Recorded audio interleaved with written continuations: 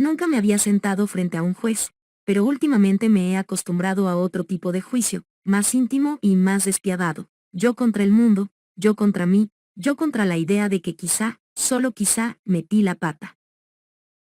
Pero no, no pienso admitir eso. De hecho, si alguien quiere que me arrepienta, está en el negocio equivocado. Así que empecemos este juicio interior. Y el día en que abrí la puerta equivocada. 12 de octubre de 2025. El día en que descubrí, con la amabilidad del destino, que ser repartidora es más peligroso que ser reportera de guerra, pero con peor sueldo y sin chaleco antibalas. Y sin corresponsalía de CNN, claro. Yo iba ahí, con mi pedido tibio, mi aplicación abierta, mi vida colgando de un hilo y mi sueldo colgando de otro más fino que un cable USB chino. Era una noche como cualquier otra. Varios edificios grises, ascensores que huelen a humanidad en descomposición, buzones llenos de sobres de cobros vencidos y puertas de apartamentos que parecen más trampas que hogares. El mapa marcaba la dirección correcta, la app vibraba, todo en orden. Y la entrega decía dejar en la puerta. Perfecto. Lo mejor que me puede pasar en una jornada, no hablar con nadie, no mirar a nadie, no tener que escuchar a un señor explicar por qué merece 2 salsitas extras sin costo. Pero entonces llego. Y la puerta está de par en par. Y cuando digo de par en par no me refiero a esa puerta que queda apenas entrecerrada porque el gato de la casa es un Houdini de 4 patas. No. Tampoco hablo de un descuido tipo uy, se me olvidó cerrar, jaja, qué cabeza la mía. No. De par. En par. Como si el apartamento estuviera recibiendo visitas de ultratumba. Como si a alguien se le hubiera ocurrido que dejar una puerta abierta a las 10 de la noche en Nueva York es una excelente idea. Como si fuese un comercial de seguros, versión antes del desastre. Y por supuesto, la luz estaba prendida. No tenue, no acogedora, prendida, como si alguien estuviera grabando un tutorial de YouTube en la sala. Y ahí estaba él. En el sofá. Inmóvil. Durmiendo o muerto o interpretando alguna versión alternativa del concepto decoroso. Con los pantalones y los boxers en los tobillos, colgándole como un adorno grotesco. Y no, no era una silueta sexy como en los anuncios, era la versión cruda, pálida y absolutamente cotidiana del cuerpo humano cuando está demasiado ocupado perdiendo la conciencia como para guardar las apariencias. Yo me quedé ahí congelada, con la bolsa del pedido agarrada como si fuera un arma sagrada capaz de defenderme de cualquier desgracia. Mi cerebro abrió todos los archivos de horror que lleva acumulando desde que empecé a trabajar en esto. Los clientes que me han seguido hasta el ascensor para ayudarme. Los que se asoman por la mirilla respirando fuerte. Los que reciben la comida en calzoncillos pensando que así dan una bienvenida amistosa. Los que creen que una repartidora sola en la noche es básicamente una extensión del menú, Delivery Premium. Si después de ver eso en esa puerta abierta hay alguien que piensa: ah, debe estar borracho, no pasa nada. Pues felicidades. De verdad. Les deseo esa tranquilidad mental. Ojalá algún día me presten su nivel de ingenuidad para usarlo los viernes. ¿Qué estaba borracho? ¿Qué no había intención? Sí, claro. Fantástico. Me alegro profundamente por su pureza de alma. Pero cuando tú estás ahí, sola, con tu mochila roja y el sudor frío en la nuca, el alcohol del desconocido no te sirve de calmante. Porque aquí entre nos, entre el inconsciente en su sofá y yo consciente de todos mis miedos. La única que estaba realmente expuesta era yo. Entonces ahí estaba yo. Una repartidora promedio con un pedido tibio, un sueldo miserable y un presentimiento frío en la espalda. La puerta abierta. El hombre dormido. los pantalones en el suelo. El silencio. Y esa sensación que uno solo tiene cuando ya vio demasiados videos de casos reales como para confiar en la humanidad. Fue en ese instante, ese microsegundo en que tu cerebro hace clic, como una alarma de humo innecesariamente sensible, cuando lo entendí. Nadie me va a creer. Lo pensé así, sin adornos, sin poesía. Como una frase seca que cae interiormente con el mismo sonido que hace un celular cuando se te resbala de la mano y ya sabes que la pantalla murió. Porque lo conozco. Conozco el guión de las repartidoras. Conozco cómo suenan las dudas de los demás cuando una mujer dice, esto se sintió mal. Conozco ese tono que ponen algunos policías cuando creen que exageras. Sé lo que hacen las apps cuando reportas algo que no les conviene. Te mandan un correo que dice estamos revisando tu caso y listo. Desapareces del sistema como si nunca hubieras existido. Y ahí, mientras miraba a ese hombre semidesnudo, inconsciente, iluminado como protagonista de un episodio barato de Paranormal Witness, me atravesó una pregunta absurda. ¿A quién le explico esto? ¿A DoorDash, que ni lee los correos? ¿A TikTok, que borra videos por respirar fuerte? ¿A la policía, que ya está estirando la mano para apuntarme con el dedo antes de oír mi versión? ¿A quién? Y entonces mi mano hizo lo que la lógica del siglo XXI le enseñó. Buscó el celular. Ese reflejo básico, ese instinto moderno de supervivencia, documentar. Porque hoy en día, si no grabas, no existió. Si no capturas el momento, no tienes pruebas. Si no hay video, tu miedo es un invento. Mi corazón latía como si estuviera corriendo un maratón gratis. Mi respiración sonaba más fuerte que los ronquidos del hombre. Mis dedos temblaban tanto que casi abro la cámara frontal, y si eso pasaba, créeme, ahí sí me daba un ataque. Pero lo logré. Apunté. Grabé. Y en ese momento, ese instante exacto, sentí una extraña tranquilidad, como si acabara de activar mi propio chaleco antibalas digital. Pensé. Si pasa algo, aquí está. Si alguien duda, aquí está. Si tengo que explicarlo, aquí está. Porque no se trata solo de un video. Para mí era mi palabra, mi defensa, mi historia. Claro, la ironía divina estaba tomando nota. Porque ese mismo video que yo pensaba que me iba a proteger, es el que terminó poniendo mi nombre en un expediente de 2 delitos graves. Pero eso yo no lo sabía aún. En ese momento, solo sabía una cosa. Si no lo grababa, iba a ser otra mujer más contando un cuento que nadie quería escuchar. Y así, con un temblor en las manos y un nudo en el estómago, apreté Backerd. No por morbo. No por odio. No por malicia. Sino porque, honestamente, ¿qué otra defensa me quedaba? 2. TikTok, mi abogado involuntario. Grabarlo fue un impulso. Subirlo, eso fue una decisión. Porque cuando me alejé del apartamento y me detuve en el pasillo, con la luz parpadeando como si el edificio estuviera a punto de entrar en modo terror, sentí que el mundo entero me estaba mirando, pero de forma equivocada.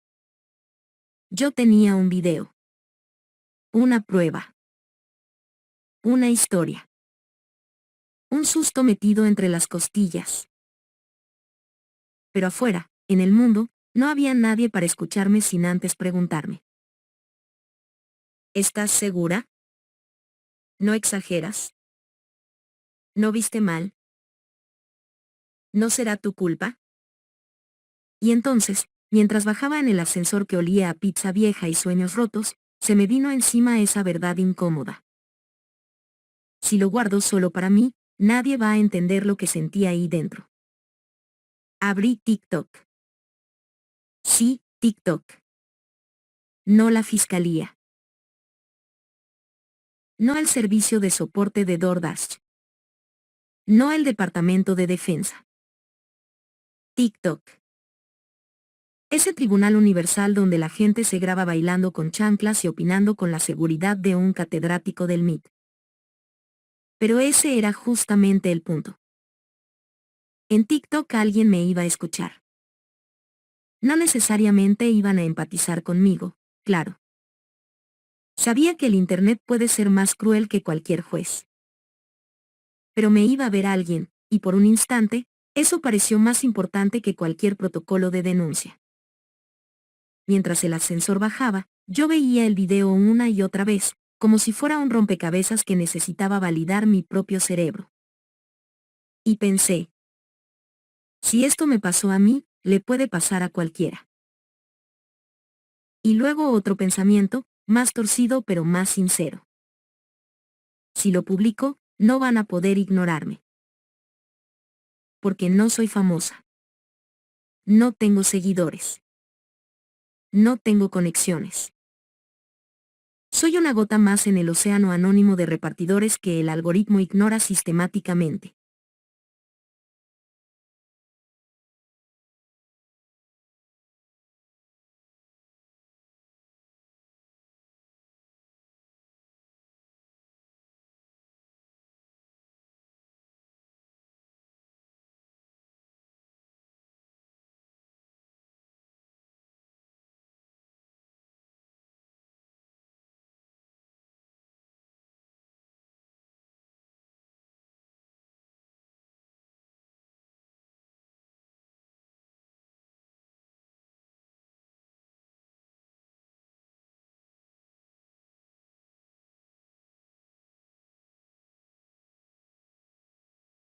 Pero ese video gritaba. Ese video tenía fuerza. Ese video podía hacer ruido por mí. Mis dedos se movieron solos. Abrí la app. Busqué el clip. Lo recorté. Le puse texto. No agregué música porque, vamos a admitirlo, incluso yo tengo límites. Y ahí vino el momento. El instante. Un botón. Un simple botón, publicar. Lo miré un segundo entero, como si fuera la detonadora de una bomba que no sabía si iba a salvarme o a explotarme en la cara. Y lo presioné. Y cuando lo hice, sentí una liberación extraña, casi dulce. Un alivio perverso. Como cuando dices algo que llevabas años queriendo decir, aunque sabes que puede arruinarte la vida. Pensé. Ya está. Ahora me van a creer. Lo que no pensé fue. Ahora me van a investigar. Ahora me van a desactivar. Ahora me van a arrestar. Pero eso lo aprendí después. Porque en ese momento, en ese preciso instante de glorioso autoengaño, yo me sentía una heroína digital, una justiciera armada con un smartphone y un algoritmo. La verdad llegó más tarde. Pero en ese instante, subirlo se sintió como la única forma de no desaparecer. Lo subí y guardé el celular en el bolsillo como quien lanza una botella al mar. Pero, claro, el mar digital tiene olas mucho más rápidas. Ni habían pasado 10 minutos cuando la pantalla empezó a vibrar como si quisiera escaparse de mi mano. Notificaciones. Comentarios. Visualizaciones que subían como si alguien hubiera dejado abierta una llave de agua a presión. Por un segundo glorioso, pensé. Me están creyendo. Y ahí estaba el primer comentario. ¿Qué demonios pasó aquí? Perfecto. Confusión. Interés. Eso es casi empatía en lenguaje de TikTok. Segundo comentario.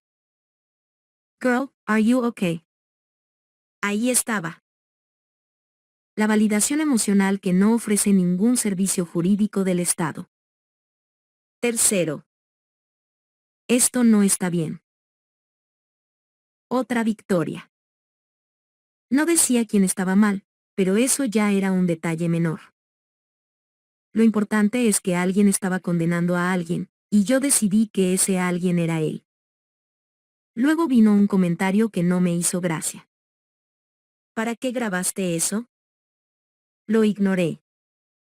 Las redes siempre tienen filósofos aficionados que creen que uno tiene que pensar antes de actuar. Ingenuos. Después empezaron los tichis, los duets, las reacciones de creadores que no conocen la ley pero la interpretan como si fueran jueces del Tribunal Supremo versión low cost. Unos me defendían. Esto es exactamente lo que las repartidoras pasan y no se denuncia. Otros me atacaban. Esto es ilegal. Pero yo, entre mi nube de adrenalina y mi deseo secreto de que la gente entendiera mi miedo, decidí escuchar solo a los que hablaban más fuerte a mi favor. Porque así funciona el cerebro cuando está aterrado y quiere sentirse comprendido. Selecciona las voces que suenan como abrazos y silencia las que suenan como advertencias. Mientras tanto, los números seguían subiendo. 100.000 views. 300.000. 1.000.000. Y yo mirando la pantalla, pensando, por fin alguien me ve. A mí. A mi miedo. A mi experiencia. Yo, que siempre he sido una sombra más en los pasillos fríos de los edificios baratos, de repente era el tema del día. Pero claro, luego vino el golpe. El comentario que rompió mi burbuja: esto puede ser delito. Y yo, muy digna, muy dueña de mi lógica, respondí mentalmente: delito es dejar la puerta abierta, cariño. Apagué las notificaciones. Me dije que el odio siempre llega, pero que la viralidad era evidencia suficiente de que mi versión tenía algo de verdad. Al fin y al cabo, si la gente no me creyera, ¿por qué compartirían el video? ¿Por qué reaccionarían? ¿Por qué opinarían tanto? En mi mente, la viralidad era equivalente a justicia popular. Como un juicio colectivo donde yo era la protagonista y él era el villano. Por supuesto, la realidad tenía preparada una bofetada que todavía no sabía que venía en camino. Pero en ese instante exacto, en el punto álgido de mi minuto de fama, yo me sentía invencible. Si la verdad no estaba de mi lado, al menos estaba el algoritmo. Y créeme, en TikTok, eso es todavía más poderoso. Y entonces pasó lo inevitable. TikTok, mi flamante aliado moral, mi gran audiencia global, mi jurado popular improvisado, decidió volverse en mi contra. Primero desapareció el video principal. Así, de golpe. Sin advertencia, sin transición, sin un respetuoso segura que quieres borrar tu carrera social, nada. Solo un mensaje seco que decía: este contenido viola nuestras normas comunitarias. ¿Nuestras normas comunitarias? ¡Ay, TikTok, por favor!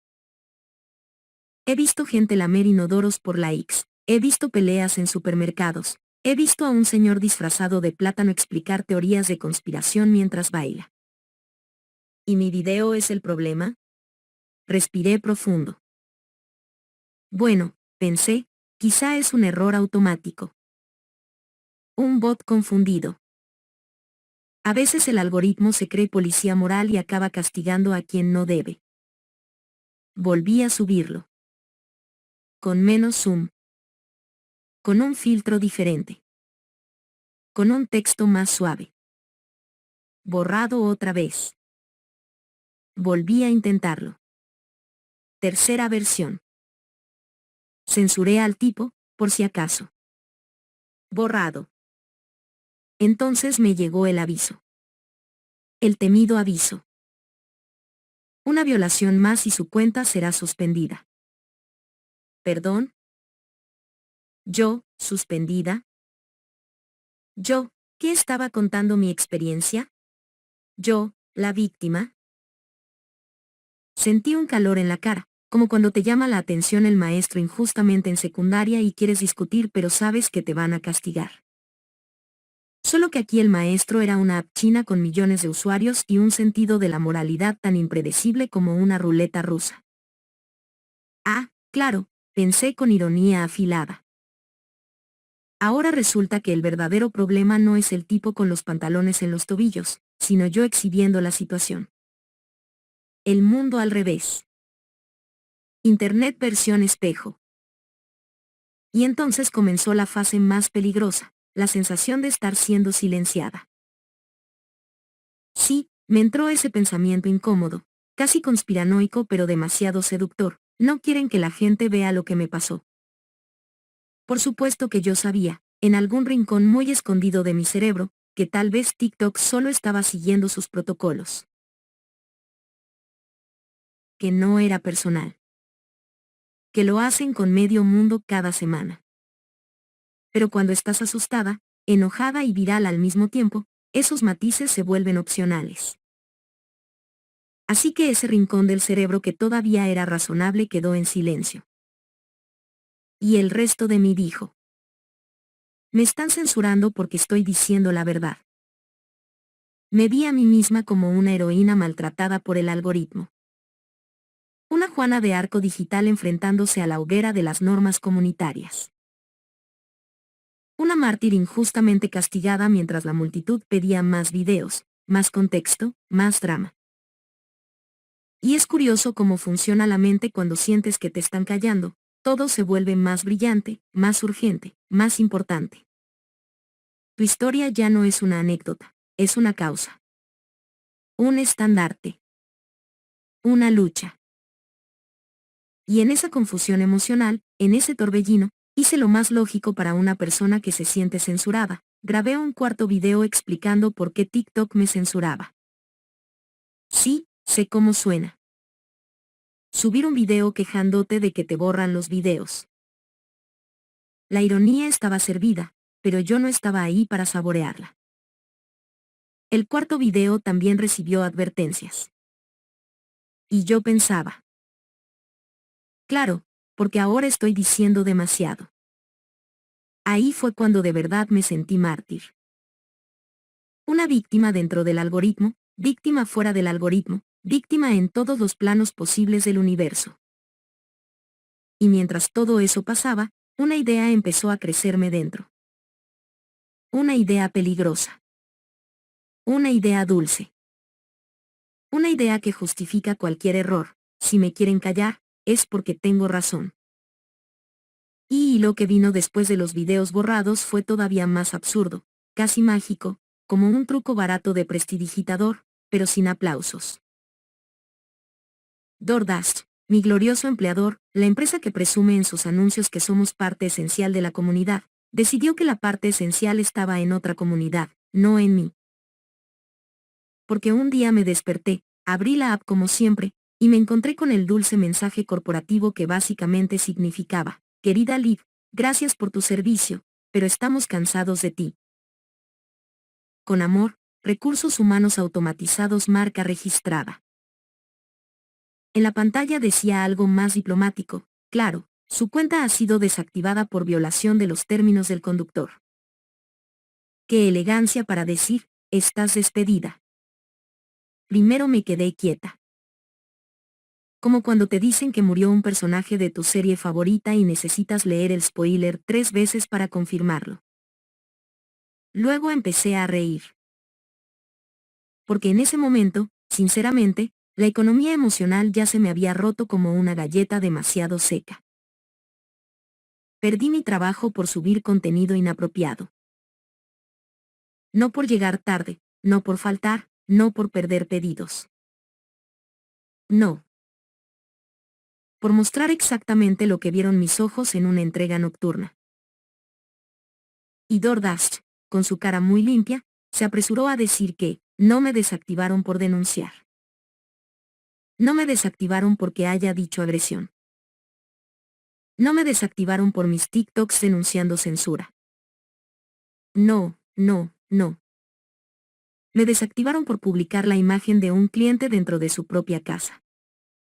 Ah, claro. Porque eso sí les importa muchísimo, La privacidad del cliente inconsciente que no puede ni encontrar sus pantalones.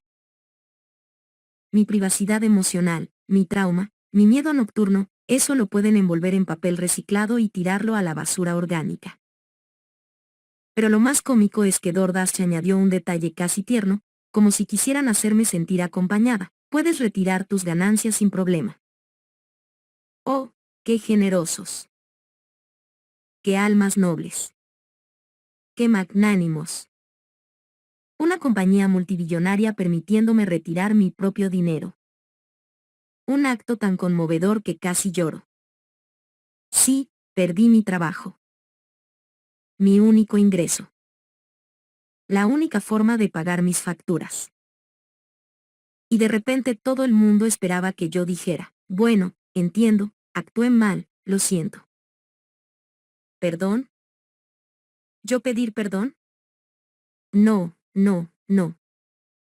Lo que pensé fue, claro que me desactivaron. Era cuestión de tiempo. A las repartidoras nos usan mientras nos callamos. En cuanto hablamos, somos un riesgo. Y, de una manera retorcida, esa pérdida, esa caída en picada laboral, se convirtió en otro ladrillo más en mi muro de lo hice por una razón justa. Porque si me castigan, entonces debo haber tocado un nervio importante. No. En mi mente, perder mi trabajo no fue una consecuencia lógica de mis actos. Fue una prueba más, un símbolo brillante, un sello cósmico que confirmaba que yo estaba en lo correcto. Sí, lo admito. Lo convertí en mi bandera. Yo, Olivia, la repartidora despedida por mostrar una realidad incómoda. Yo, la mártir accidental de DoorDash. Yo, la que expuso algo y fue expulsada por ello. Y si eso no es material de causa justa, aunque solo sea en mi cabeza, entonces no sé qué lo es. Y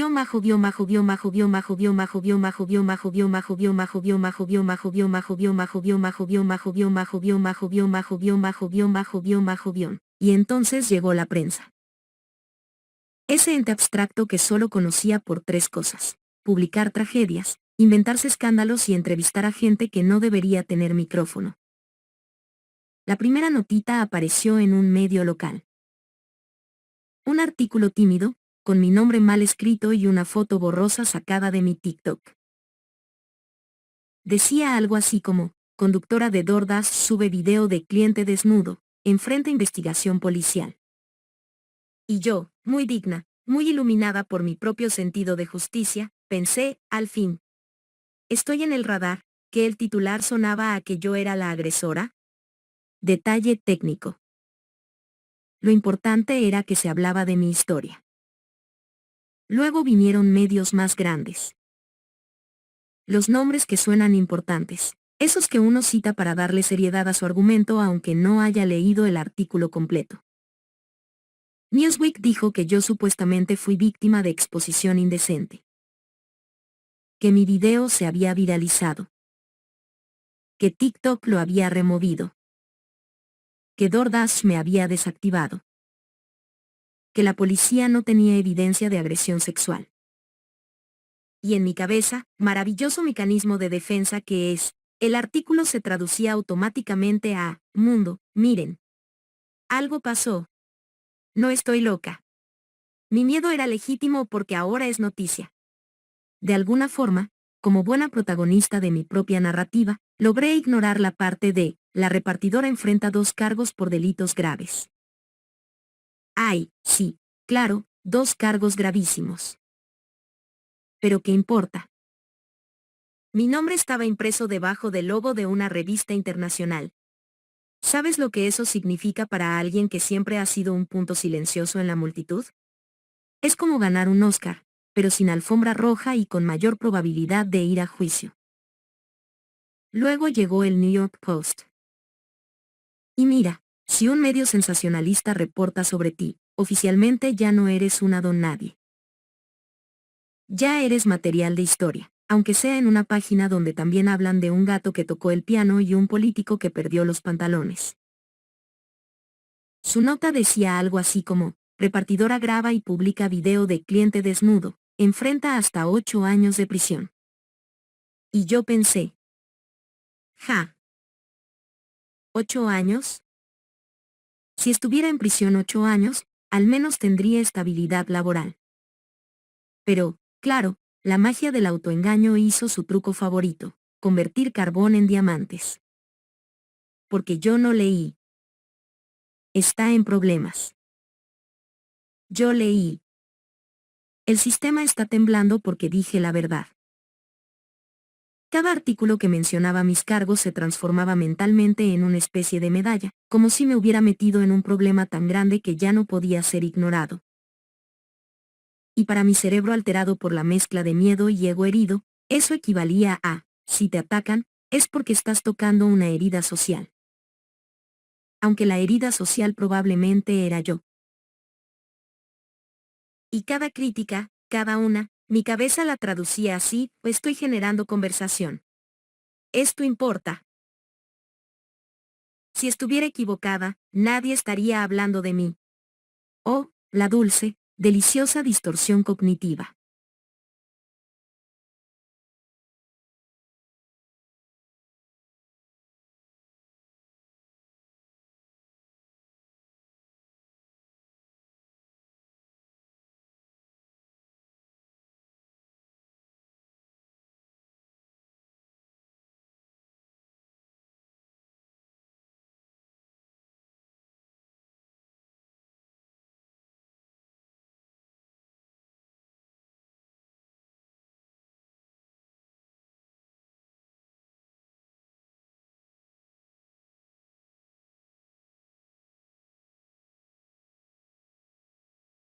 Ese filtro rosa que convierte la vergüenza pública en un logro personal. Uno decían. Esto fue irresponsable. Yo pensaba. Claro, irresponsable para ellos significa valiente para mí. Otros.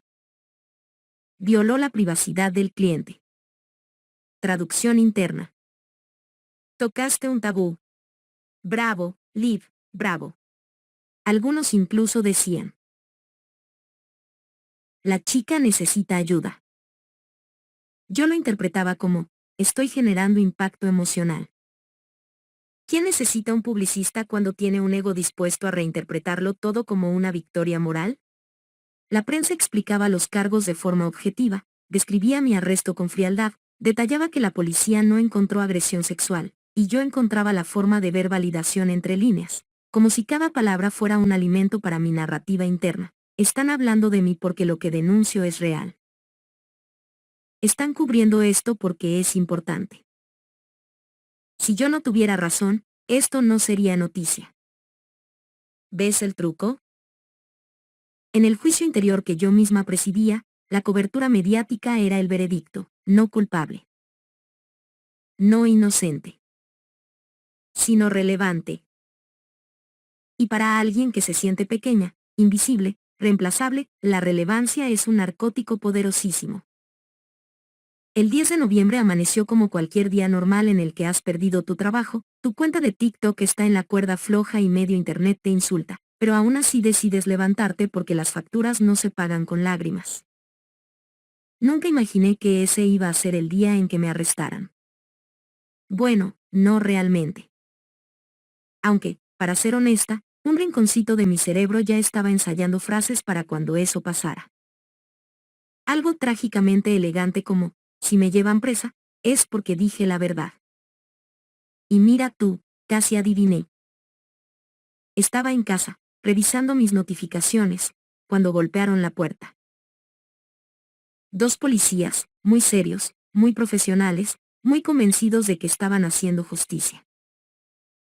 Yo, muy serena, muy cansada, muy consciente de que la escena se veía mejor si no lloraba. Me dijeron que estaba arrestada. Que había cargos formales. Que debía acompañarlos. Y mientras hablaban, mientras pronunciaban palabras como unlawful surveillance, dissemination of an unlawful surveillance image, felony. Mi cerebro, mi fiel abogado interno, hacía algo fabuloso, daba la vuelta a todo para que sonara como un elogio. Porque, a ver, pensemos esto lógicamente, si yo estuviera equivocada, si mi historia fuera insignificante, si mi miedo fuera imaginario, si mi video no hubiera tocado una fibra sensible, ¿por qué diablos iba el sistema judicial entero a mover un dedo por mí? ¿Por qué activarse? ¿Por qué gastar recursos? ¿Por qué darme una fecha de audiencia? ¿Por qué convertir esto en un caso? Exacto. Porque incomodé a alguien.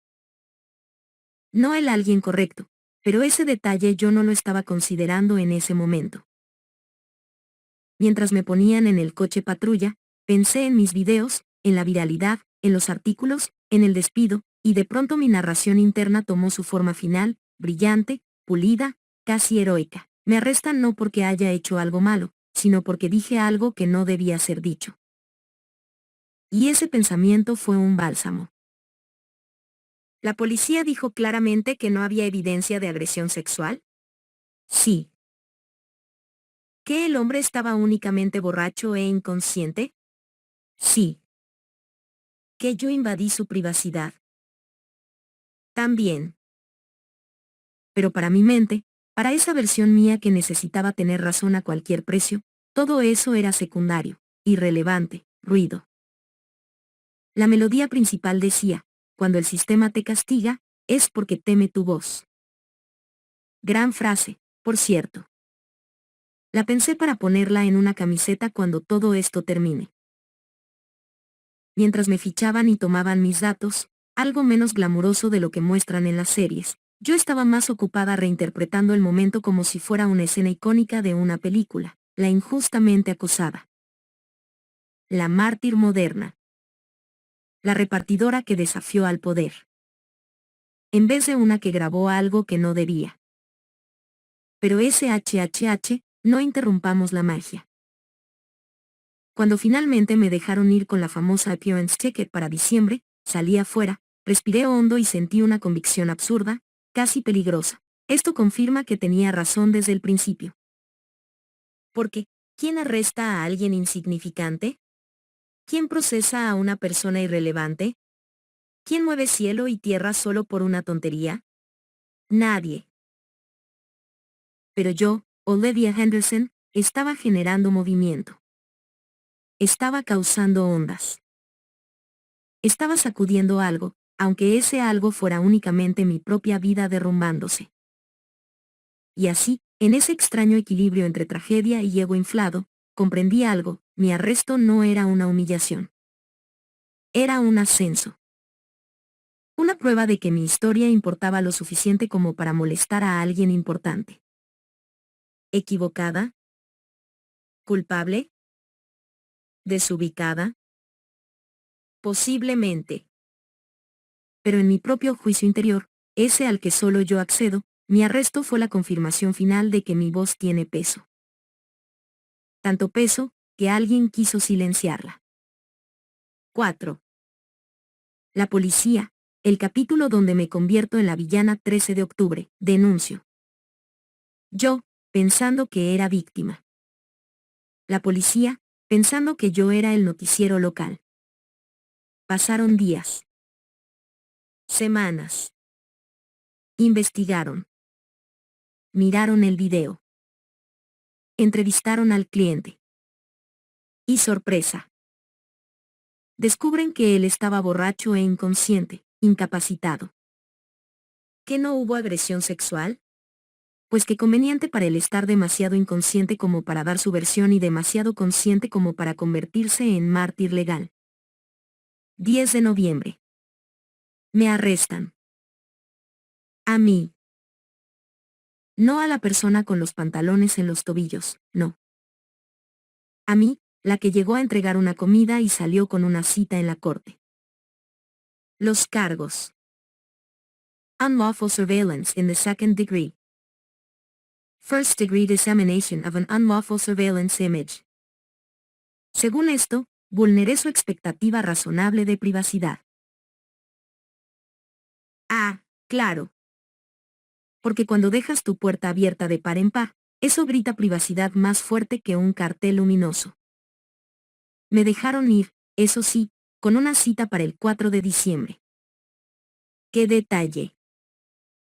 Retroalimentación. Usuario número 1, ¿por qué no simplemente dejaste el pedido y te fuiste? Ah, sí, la clásica. El comentario estrella de quienes nunca han hecho un turno nocturno en su vida. Claro, señor comentario. La puerta estaba abierta, el tipo estaba con los pantalones en los tobillos, la escena entera gritaba peligro, pero yo debía actuar como un dron repartidor sin emociones. Solo deja la comida y huye. ¿Y si me hubiera pasado algo? ¿Si él se levantaba? ¿Si no estaba dormido sino fingiendo? ¿Si daba un paso y quedaba a 10 centímetros de mí? Pero no, tienes razón. Qué exagerada yo, queriendo sobrevivir. Usuario número 2. Grabaste algo ilegal. La ley es clara. Sí, sí, la ley muy clara, como siempre lo es cuando yo me equivoco. Porque cuando algo me pasa a mí, de repente todo el mundo se convierte en abogado constitucionalista con doctorado. ¿Dónde estaban todos ustedes, abogados espontáneos, cuando el miedo me estaba apretando la garganta? ¿Cuándo me temblaban las manos?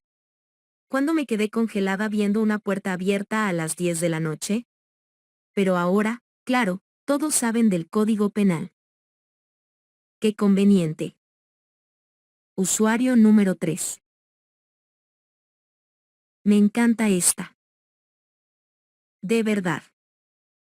Es como si dijeran: si el león está dormido, entra a la jaula, no pasa nada. ¿Saben qué?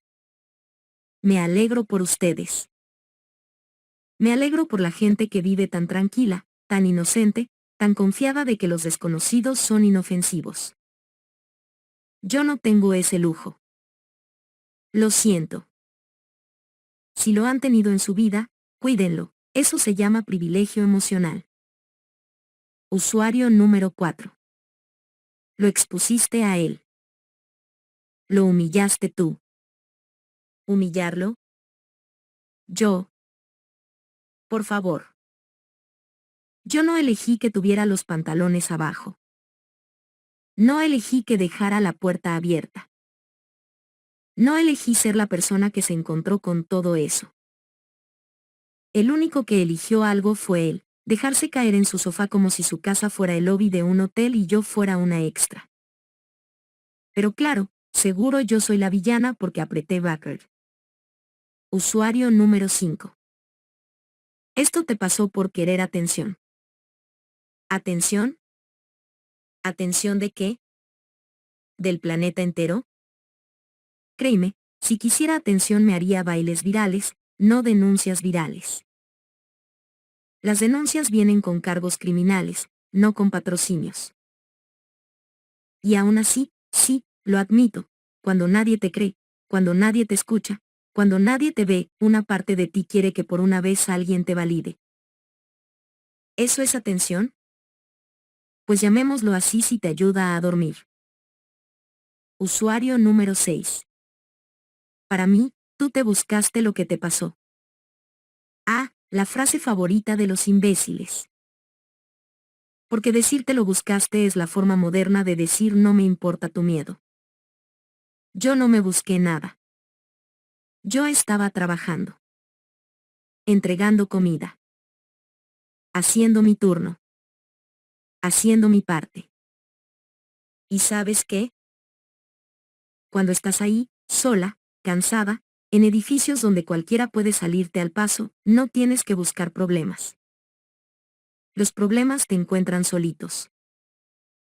Usuario número 7. Esto hace que la gente no le crea a las víctimas verdaderas. Y ahí está, el comentario mascota del internet misógino. Uno que me hizo reír, porque decía más del comentarista que de mí. ¿La confianza en las mujeres depende de una repartidora haciendo un mal juicio? ¿En serio? ¿Ese es el nivel? Tranquilo, cariño. Tu misoginia ya estaba ahí antes de mi video. Usuario número 8. Podrías ir a prisión. ¿Vale la pena?